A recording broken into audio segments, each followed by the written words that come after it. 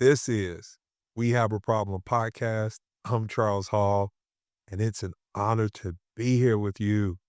This podcast was built for leadership conversations and problem solving.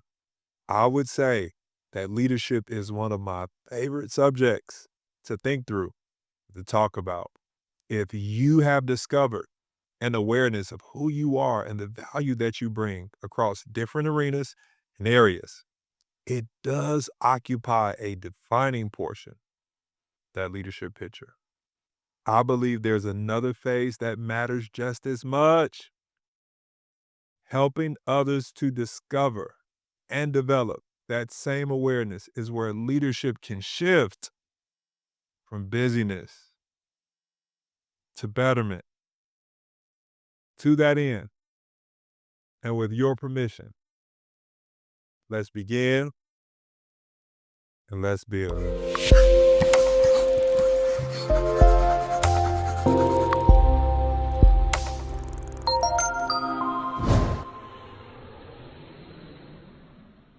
Now, there are many different modes of transportation to choose from when deciding to move around and move about to make things happen throughout your days, your weeks, your months, your years. I really enjoy traveling. I love airports. I love walking next to that moving floor in the airport, racing people who would never know that they're in a race, choosing the ground while they're gliding on that conveyor belt. I love FBOs. I love flying. I love being in the air. I simply love airplanes. There are moments when I'm sitting in my favorite seat by the window, just watching. I notice the dotted lines on the runway, the rubber skid marks from planes that have landed before, the different lights that create a path, the floating wind cones quietly placed, pointing, doing their part. I see customized vehicles carrying luggage, teams directing aircraft with precise movements, fuel trucks moving in rhythm, service crews positioning equipment. It almost feels like a city, like a small city within a city and a world within a world. Everything is moving in order, with timing, with purpose. And if I'm seated near the wing, I find myself looking at that massive jet engine, quiet but full of potential. All of it becomes a reminder that planes are some of the most impressive engineered machines ever built. I mean, think about it. Hundreds of thousands of pounds of metal, thousands of moving parts, people, luggage, fuel, pressure, speed, all working together, all designed to move beyond what foot travel would currently allow. It's powerful, it's precise. But here's the thing, and this one gets me. It gets me at moments. As powerful as planes are, they do not take off without a runway. And this is not meant to be something that's unreachable and that's so prolific and profound will bypass the practicality of building.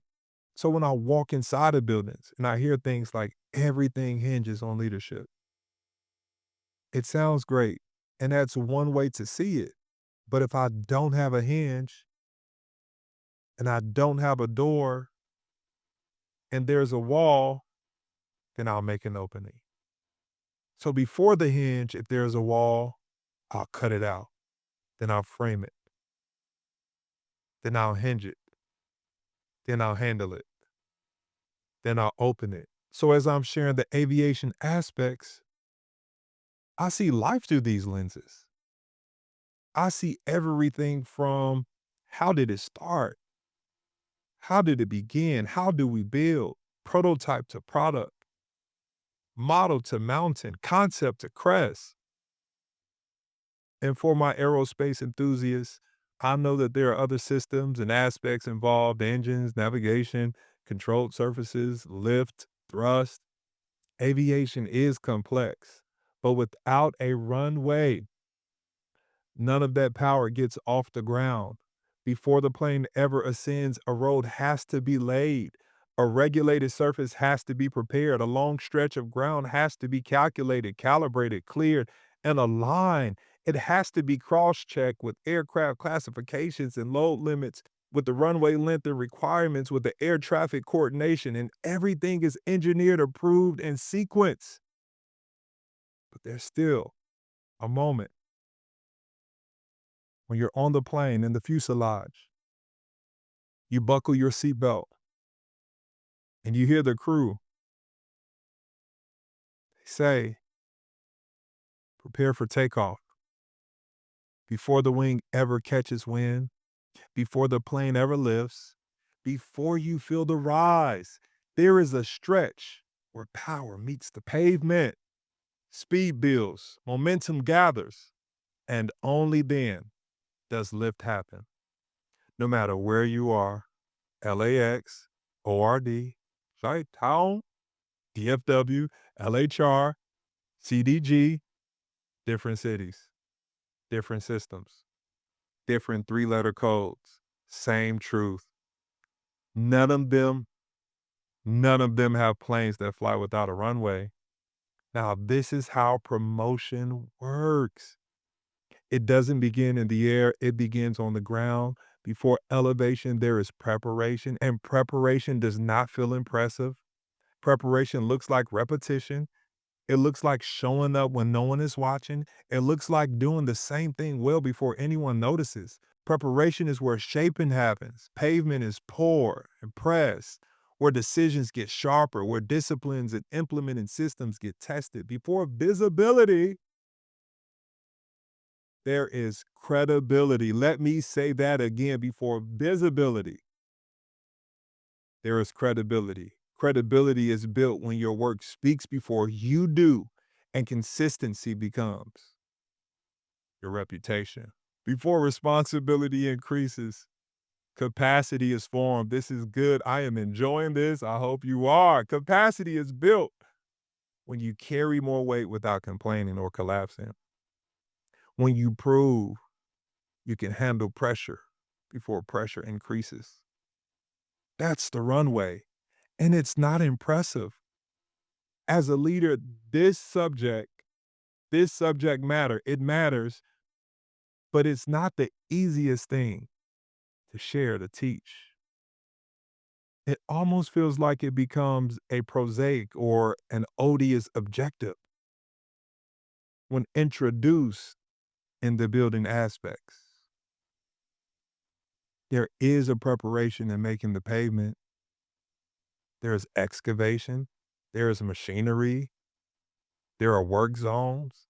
There are building phases that make takeoff possible. The runway is long, it's flat, it's uncelebrated, but it's necessary.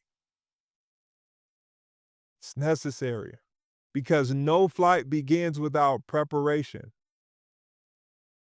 and promotion without preparation. It eventually shows. Promotion without preparation. It eventually shows. I know someone who was placed in a position, and at a distance, you just look, you just watch, you see how they operate based on encounters and different occurrences and things that have been heard and shared. You have a calculated estimation, but you still are filled with hope that it works and that things change. But in this case, it didn't. And what they didn't produce before showed in their productivity or the lack thereof and how they handle people. The Bible says, judge a tree by its fruit, not by the leaves. The leaves tells you which season it's in. The trunk tells you how old the tree is. And the wind that hits in between of the leaves that makes music tells you what tone it can mix, but does it produce? It says, judge a tree by its fruit. Promotion without preparation, it will eventually show. Speed doesn't come first. system, structure, and sequence do. If I'm honest with you, and I can say this again, it's an arduous task at times to talk through the process of progression. Promotion sounds promising and it's popular, but the idea of waiting, being patient, and building is not always the highlight. The highlights are often developed in lowlights. Helping others see through that is where leadership skills become essential. The reality is conditions can be capricious. Things shift when you're working with people. Teams change, individuals grow, hesitate, accelerate, or slow down. Nothing stays static. Leadership is kinetic, it's moving, and it requires energy, awareness, and adjustments. There are times when I was in a hurry, when I desired to get somewhere faster. I had an intended outlook of what it would look like, but the conditions didn't always match the picture that I had in my mind. And I didn't always have a guiding light that said, this is exactly what to do. What I was learning in real time is that speed without understanding people can place an unnecessary pause on progress. Speed without understanding people can place an unnecessary pause on progress. Leadership isn't looking to people, it's learning how to look through people. When you look to people, you're often measuring outcomes and responses. When you look through people, you begin to see why something was said, done, delayed, or avoided. You're not just evaluating behavior, you're discerning context from the core. This is good. This is good. And it's not the same for everyone.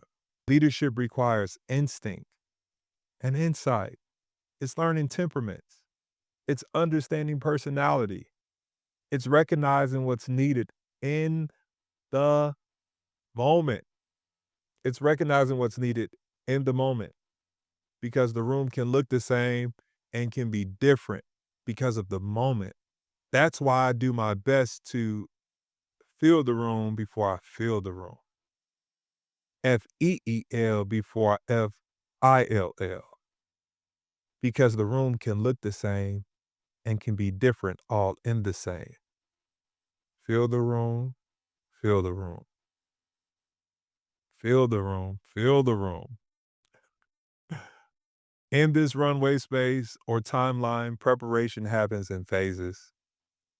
You survey the ground, then you excavate it, then you mix, then you pour, then you straighten, then you let it cure, and then you stripe it. Each phase serves the next, and each step, it matters. And the same tool for the same task may not work the same way with every person because the ground is not identical. As a leader, I've learned sometimes you're digging through dirt, other times you're breaking through rock. The work may look similar, but the resistance, it could be different. That's why finding the right tools, the right techniques, and the right conversations for each person becomes the fine tuning of preparation. That's where leaders help people get ready, not just excited. This is good. I say it again. This is good. And it's a partnership. Team members have to be willing. Leadership is not just about what you can give, but it's about what someone is ready to receive. You have to use wisdom with your wisdom and how much you hand over and how much you hold back. You have to be wise with your wisdom. You have to be wise with your wisdom. Helping individuals in their uniqueness is not always easy, but it's worth it. And this is where credibility becomes a beacon. Over time, what you produce begins to speak for you. It becomes visible, it becomes a reference point. In many ways, It becomes a bright billboard that people can see long before they ever hear you explain yourself. People don't just have to trust your words, they can trust your work because they've watched it hold weight. What you produce gives credence. It builds credibility in conversations and confidence in building processes. It allows people to follow without being convinced. Leadership is not about overselling a polished picture of highlights. It's also about being honest, about the seriousness of the building process. There is pressure, there is pain, there is responsibility. It's not all beautiful. Some of it is mundane, some of it is methodical. All of it matters. Get into the pathway of promotion because destiny is not a destination, it's a pursuit. Destiny is not a destination, it's a pursuit. Once you get there, you don't stop. You begin to realize that what you've reached is not an end, but a continuation. And that's why promotion is not a finish line, it's a transfer of trust. It's not just a reward for what you've done, it's a responsibility for what you're now carrying and for what others are now depending on you to steward well. Promotion is not something you arrive at, it's something that you're positioned in. And that shift in perspective, it matters because it takes the pressure off of the word success. Success means different things to different people in different organizations and within different environments. There are too many variables, defining factors, for it to ever be a fixed target. But when we understand promotion as a positioning, success gives way to stewardship. It's no longer about proving you've arrived. It's about how to manage, maintain, and multiply what has been entrusted to you. Promotion is often misunderstood because we treat it like an arrival instead of an assignment.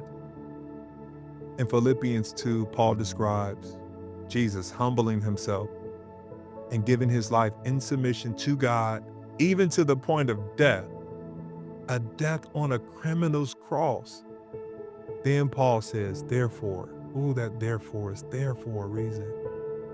God elevated him, honored him, and gave him the name above every name. That order matters. It was elevation. It was honor. Then it was the name. Elevation placed him, honor authorized him, and the name activated him. And here's the distinction we miss. Elevation is not the destination. Elevation is not the destination. It's just transportation. That elevator ride after you hit the button and you go up, it's brief.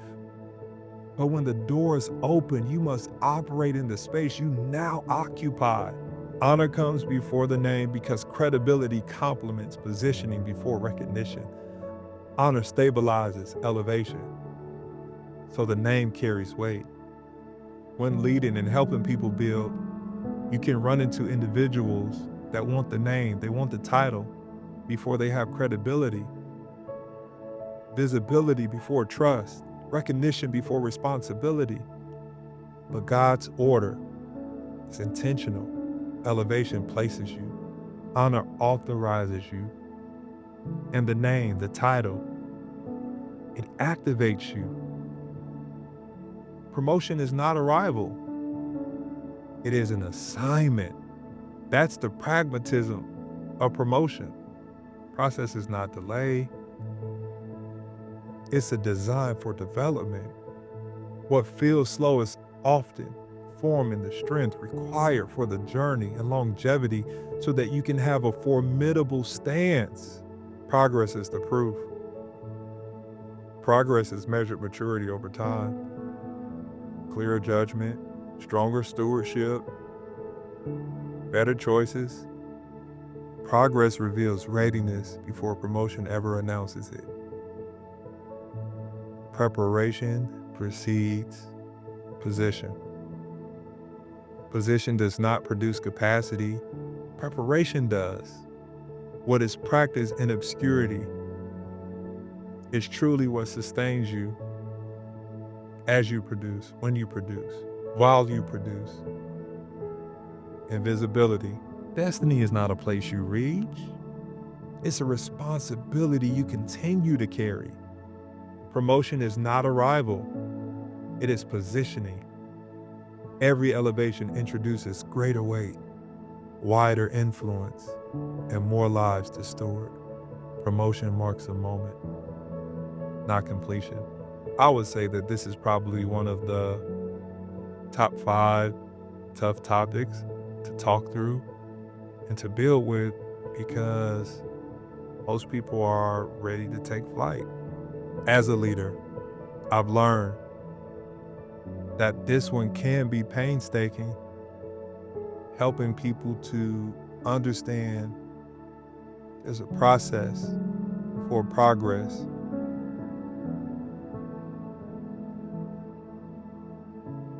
But in doing so, it sharpens you. In doing so, it sharpens them. In doing so, it shapes the future with structure, stability, substance, and sustenance. Promotion marks a moment, not completion. Promotion marks a moment, not completion. This concludes the portion of the pathway to promotion. Thank you for watching. If this has sharpened your perspective, share it. Help us get the word out and help bring some clarity as we navigate while solving problems. Let's help others to discover, and let's help others develop. My name is Charles Hall, and this has been You Have a Problem. I'll catch you on the next one.